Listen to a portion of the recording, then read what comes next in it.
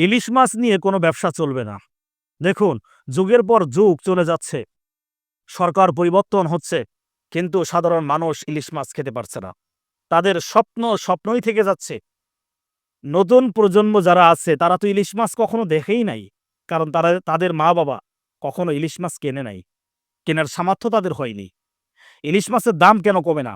আমার দেশের পণ্য, আমার দেশের জিনিস, আমার দেশের জনগণ খাবে, এরপর বাইরের দেশে এটা বিক্রি হবে।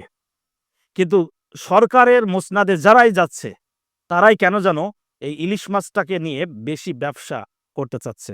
কিন্তু কেন? এদেশের জনগণ ব্যবসা করার জন্য অনেক সম্পদকে উন্মুক্ত করে দিয়েছে। তাহলে কেন শুধুমাত্র ইলিশ মাছের পেছনে পড়ে আছেন? ১ কেজি ইলিশের দাম ৳১৫০০, ৳২,০০০, ৳৩,০০০। সাধারণ মানুষ কিভাবে কিনে খাবে? ইলিশ মাছ নিয়ে কোনো ব্যবসা চলবে না।